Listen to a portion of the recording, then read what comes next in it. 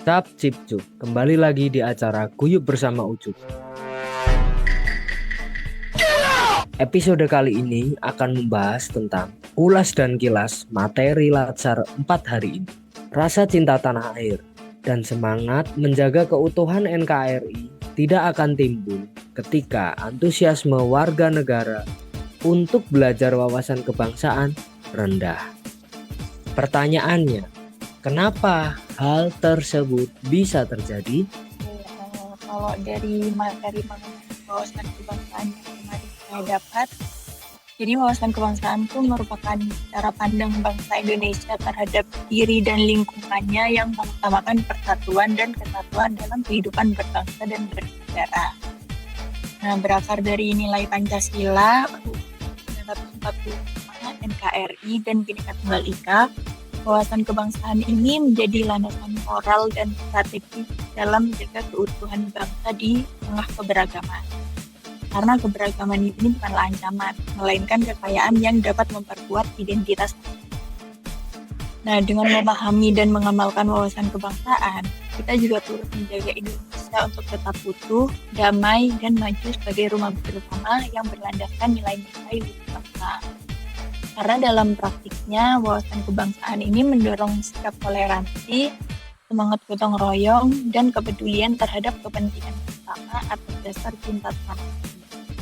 Dan cinta tanah air ini tumbuh dari kesadaran bahwa setiap perbedaan suku, agama, budaya, dan bahasa adalah kekayaan yang memperkuat bangsa, bukan alasan untuk terpecah.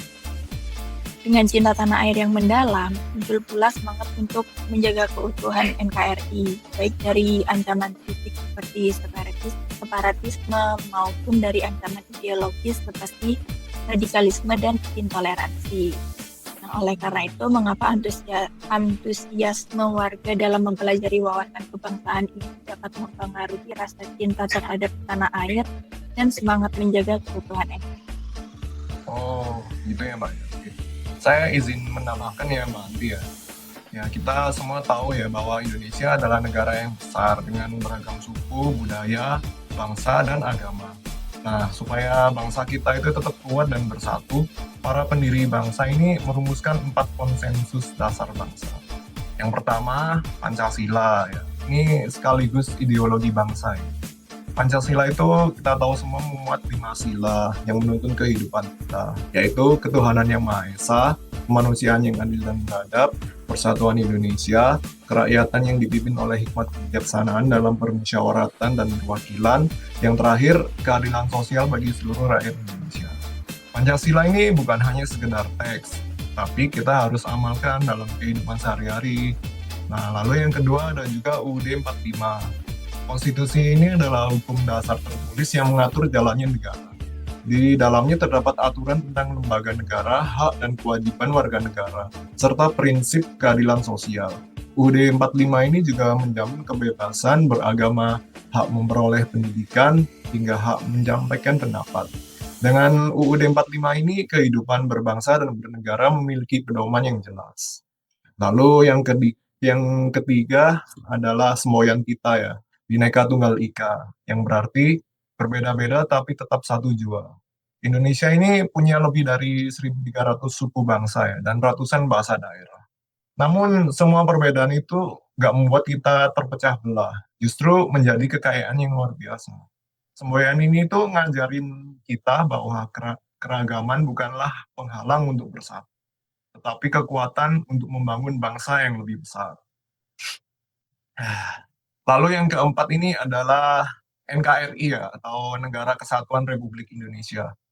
Untuk Negara Kesatuan ini menjaga agar Indonesia tetap utuh, nggak terpecah menjadi bagian-bagian kecil. NKRI juga menegaskan bahwa kedaulatan ada di tangan rakyat, dan seluruh wilayah Indonesia dari Sabang sampai Merauke berada dalam satu kesatuan pemerintahan.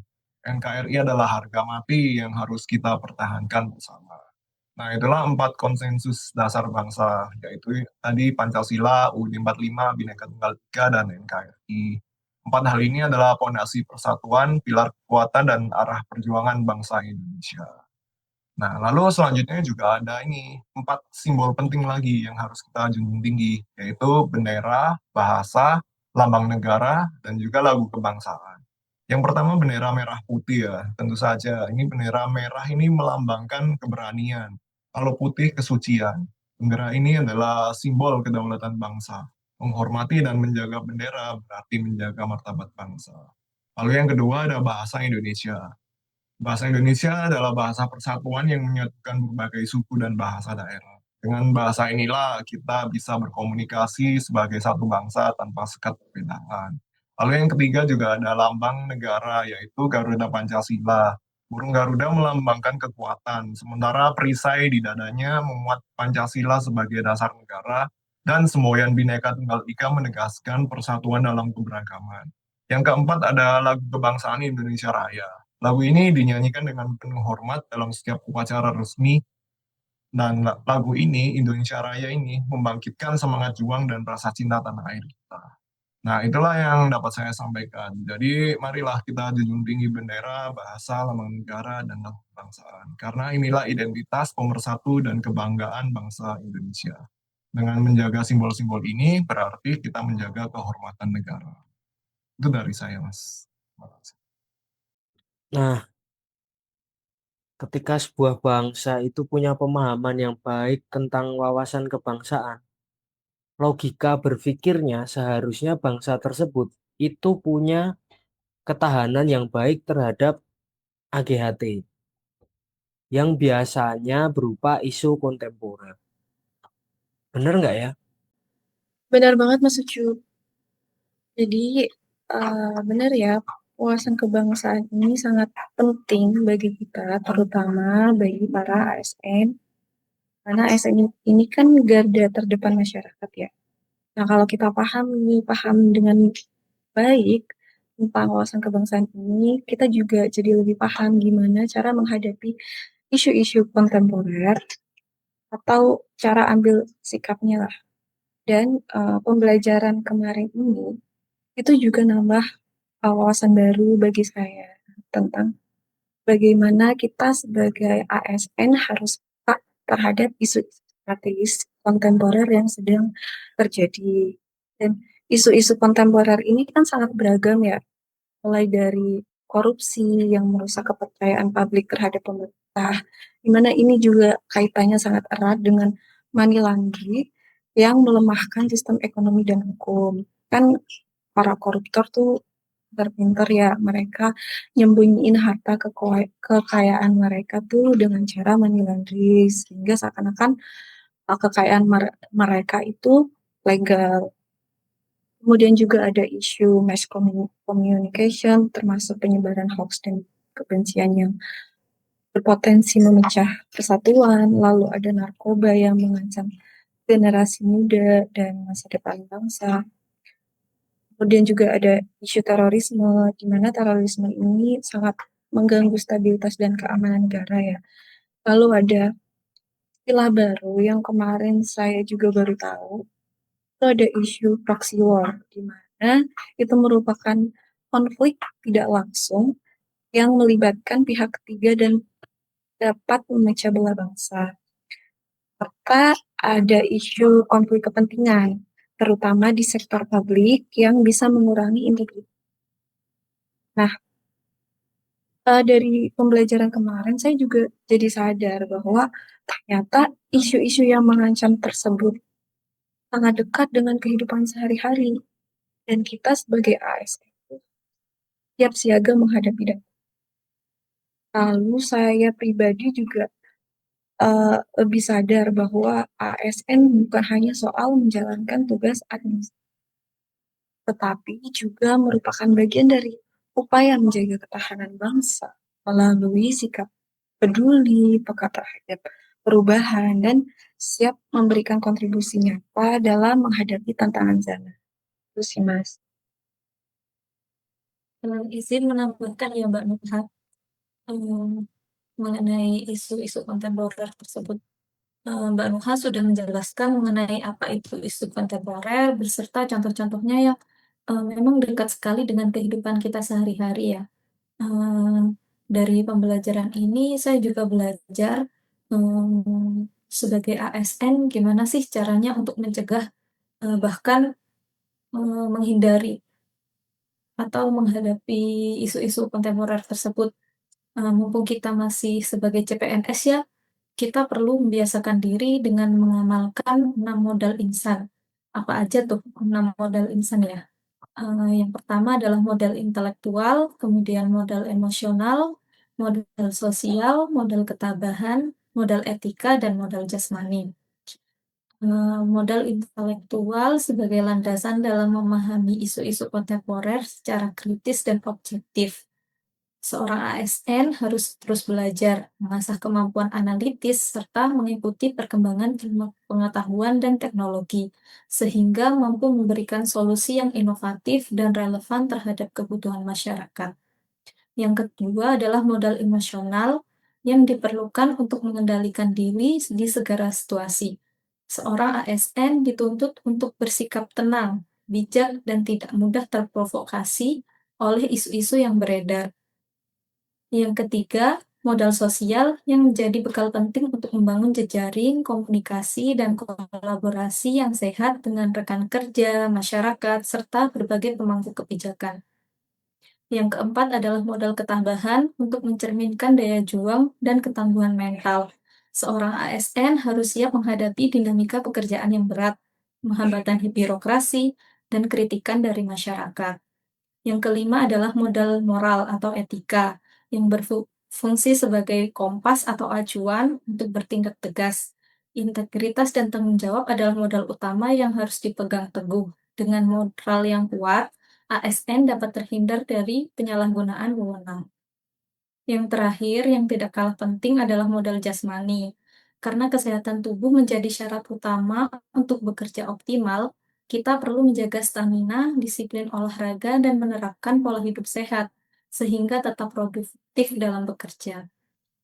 Dengan memadukan keenam modal tersebut, seorang CPNS tidak hanya siap menjawab tantangan isu-isu kontemporer, tapi juga mampu menjadi agen perubahan yang berkontribusi nyata bagi kehidupan dan kemajuan bangsa. Oke, makasih Kak Indah. Nah, untuk seperti yang dijelaskan oleh Kak Indah tadi, Kak ngomongin CPNS yang harus bisa menjawab tantangan dari isu-isu kontemporer, berarti seorang CPNS ini harus punya sikap, semangat, dan tindakan nyata dalam menjaga bangsanya. Nah, bagaimanakah penjelasan lengkapnya? Ya, sebelum ngebahas lebih dalam terkait bela negara, saya ingin memulai dengan sebuah quote yang cukup menarik.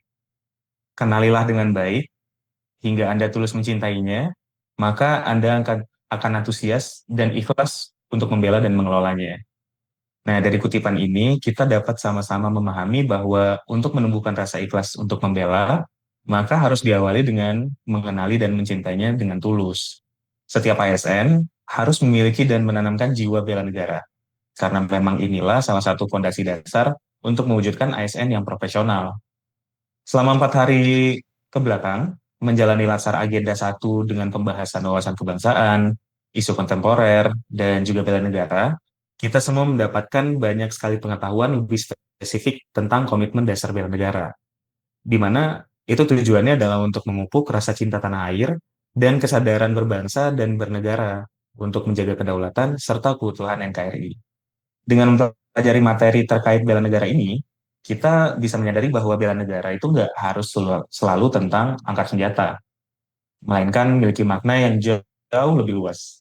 Contohnya nih, pada nilai-nilai utama dalam komitmen dasar bela negara, beberapa di antaranya adalah yang pertama cinta tanah air, kemudian sadar berbangsa dan bernegara, lalu setia pada Pancasila sebagai ideologi negara, rela berkorban untuk bangsa dan negara, serta kemampuan awal bela negara.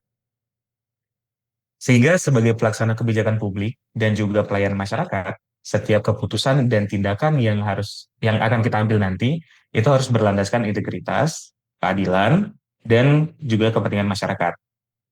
Ini semua merupakan bentuk wujud menjaga keutuhan bangsa yang menjadi dasar dari bela negara itu sendiri. Dari saya sih begitu. Mungkin ada yang mau menambahkan? Saya setuju nih dan ingin menambah sedikit aja dari Mas Iyas bahwa seperti yang sudah dijelaskan oleh Widya Iswara Budwi Laili kemarin dalam mengaktualisasikan nilai bela negara yang sudah dijelaskan Mas Iyas tadi, perlu nih ada kesiapsiagaan bela negara meliputi yang pertama fisik, yang kedua mental, yang ketiga sosial, dan yang keempat spiritual. Caranya gimana? Caranya yang pertama, kita harus menjaga kesehatan fisik dan mental. Karena bekerja di Kementerian PU butuh stamina yang prima. Jaga diri agar selalu siap saat dibutuhkan. Yang kedua, terus belajar dan tingkatkan kompetensi. Karena teknologi berkembang pesat. Jangan pernah berhenti belajar agar bisa memberikan kontribusi terbaik untuk bangsa. Yang ketiga, jalin sinergi dengan rekan kerja. Karena proyek infrastruktur adalah kerja tim, sinergi yang kuat antar tim akan memastikan keberhasilan setiap proyek. Dan yang keempat, bangga menjadi bagian dari Kementerian PU. Jadikan rasa bangga ini sebagai motivasi untuk selalu memberikan yang terbaik. Dan yang terakhir, etika, etiket, dan moral harus dijunjung tinggi, serta kearifan lokal yang harus tetap dijaga. Sebagai CPNS Kementerian PU, kita bukan hanya sekedar pekerja. Kita adalah abdi negara yang diberi amanah untuk membangun infrastruktur yang menjadi tulang punggung kemajuan bangsa. Setiap jalan yang kita buka, setiap jembatan yang kita sambung, dan setiap bangunan yang kita dirikan adalah bentuk nyata dari bela negara. Seperti itu, Mas. Terima kasih, terima kasih. Wawasan kebangsaan menjadi landasan penting dalam memandang setiap isu kontemporer yang berkembang, baik di tingkat nasional maupun di tingkat global. Tanpa wawasan kebangsaan yang kuat, kita akan mudah terombang-ambing oleh pengaruh negatif dari isu-isu tersebut. Bela negara adalah bukti kecintaan kita kepada Indonesia, bukan hanya dengan kata-kata, melainkan dengan tindakan nyata dalam kehidupan sehari-hari. Sebelum saya tutup, ada satu pantun, mendayung sampan ke arah hulu, tak terasa 20 menit telah berlalu. Jalan-jalan ke stasiun Duri, kelompok 3 izin undur diri. Guyup bersama Ucup, saya tutup. Oke, makasih Mas.